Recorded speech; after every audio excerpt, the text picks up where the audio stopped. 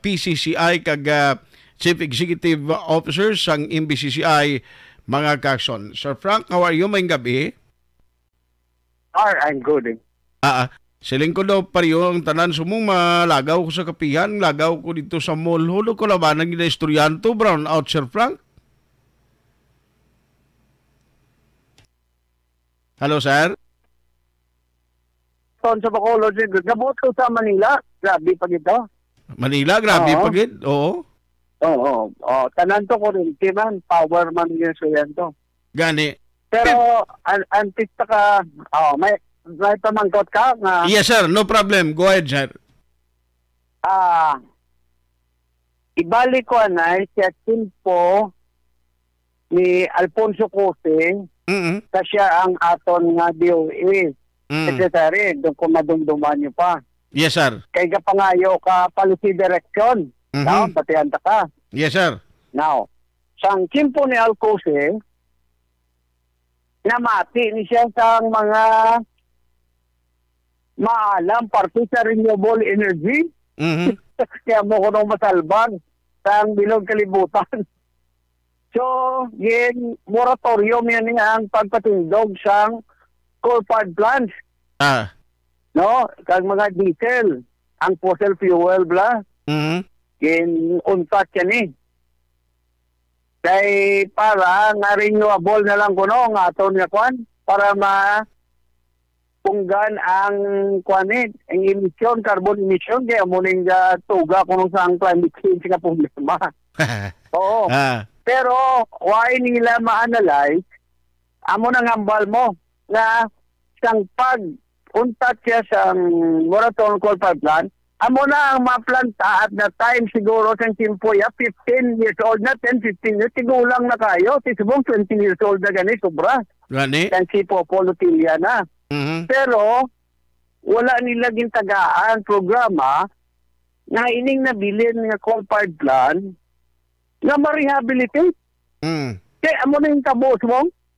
Correct. Amak mo 32 ka planta sa bilog ng Pilipinas, diesel kag coal. Why gandar? Kanya din ginakita. Okay? Gani? Hindi man tayo expert siya. Kwan, pero ang pakita lang na wala maintenance program ang gobyerno na di-requires ng mga planta ni. Oo, sigilan dalagan, tinigdulungan. Kuni problema ta subong sa kuryente. Now, kami naman sa PCCI, nagapangayo meeting to kay Lutilia. Kaya kung nanong direksyon naman.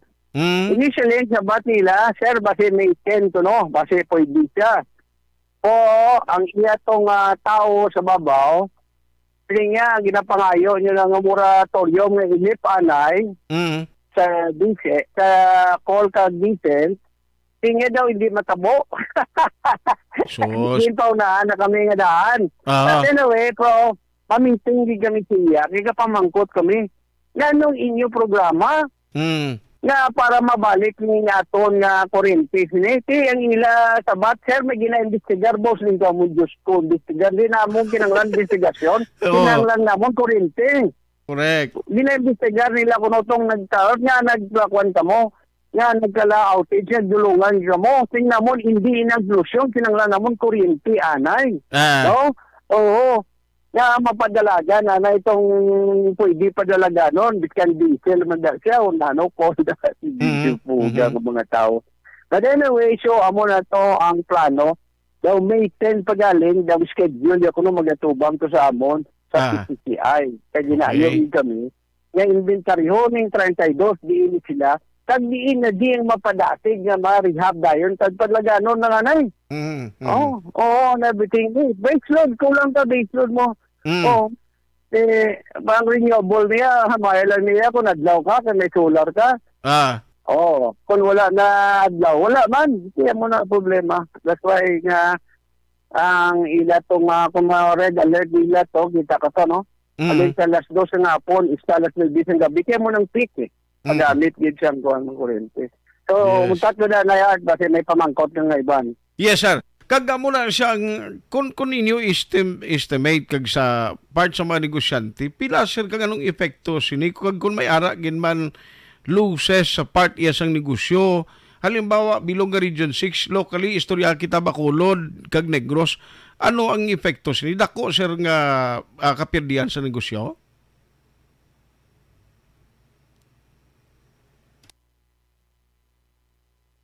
Ay? Hindi lang yung mga faktorya ya. Even ordinary yung restaurant, hotel, sila, pundo. Oo. Gasolin sila kayang may mga generator padalaga nga doon ta. Ano? Like ang mga mall. Pero diesel pa na.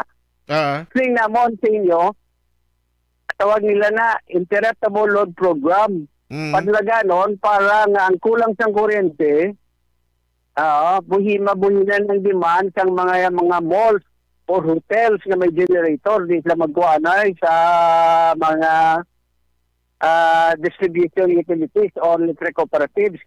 Tingnan mo, hindi ka mo moratorium ka mo sa diesel, sa coal, pero paglaganon yung mga Japon subong ang diesel niya mga generator kahit correct. No?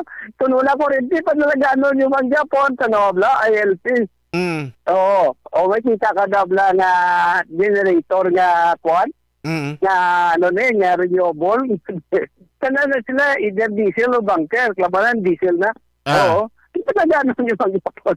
Oo daw, hindi maintindihan ang direksyon sa natong gobyerno. Yes. Kasi namon, istudyuhan ang inyo na moratorium na base hindi nanay. Isa nga makadoblita ang ato ni 15 o 20,000 megawatts. Dapat himuhunta niya na 40. Guro, bibliyon ta ni. No? Bago gidya. Kag atong mga daan, iparehab kag pasigiyon to dalagayon sila. Oo. Para nga ang ilang tunga na lang, no? Nga mga generating capacity, base may mo nila 50% to 75% na lang. Kasi daan naman to, at least madugang ka 25%. Plus may branyo. Kasi makadoble kita.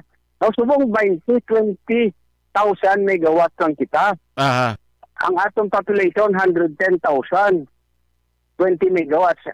Ang Vietnam, 90 million lang na. No? Ang ilang population natin, 110, 120. So 40 megawatts lang. 20 megawatts lang. Ang Vietnam yan, 90 million, 60 megawatts ang ilang generating capacity. Grabe, no? Can you imagine that? Sili na mong ganit, iskan dublin lang yun 40 na lang Oo. Why na? Pao na nang lifting sa moratorium. Oo. Kadlaga noon tanan nga diesel plant i-rehab di tagaan incentive. So daw mo na bi initially. Kaya importante nga may kuryente, may capacity, hindi investigasyon ang gusto namon subok, later na investigasyon. Correct. Ay, gobyerno. Kaya ang thinking sa gobyerno, regulatory art. Gani. Amo nang ilang hindi nga developmental, hindi nga pala sa pagpabulig sa ato nga ekonomiya. Ila yung regulatory, blood police. Police.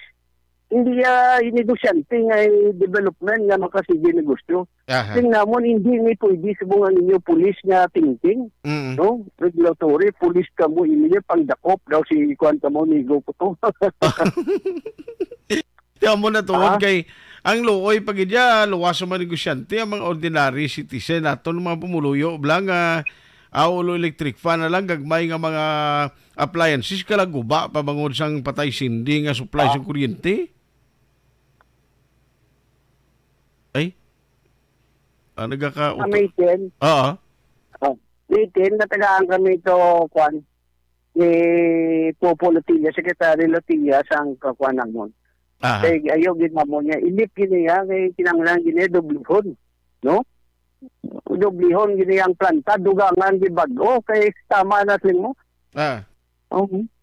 Sir, 20 years old yan, ang spektar mo siyang 20 years old nga auto man. Gani man. Oo ma-diferensya ginaya. By the way, ti ulat to na mo ni, daw may schedule man, auto ni Sir Frank, balikan ta siya. Kabalo ka ining parte sa kuryente, ni expectaron ta rin, alert, ilo alert. I mean, alert status lang ang permingang advisory. Pero daw ay pakita makita ng inang clear cut bala or clear klaro nga plano sang gobyerno sang departamento nga mo sila dapat ang magpalibog da. Sir, sorry gid siling nautod linya ta. Siling ko may plano man di sa province atong summit sa power, basi ko hindi magkonfliktong meeting nyo kay Secretary Lutillas na?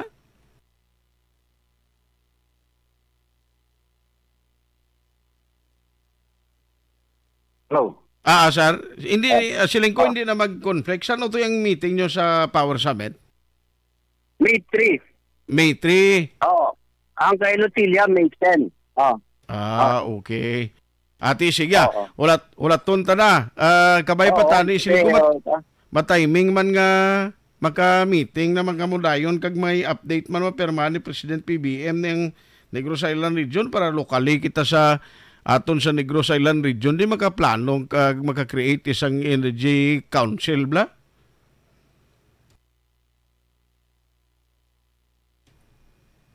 Hello, sir? Hindi nga mga bitang mo dahil practicing engineers kaya on power system. Na, correct na. Hindi kaya ang mga taga-eskwelahan, mga academic, or ang mga sinodang ang mga advocate lang da. Gani. Wala to na mo ni sir kag may result sa meeting nyo, Power Summit diri sa Negros and then ang dito sa kay Secretary Lutilla. Salamat kid Sir Frank sa time. Good night sa imo. Good night. Thank you. Action Firing Line. Ayos team meeting.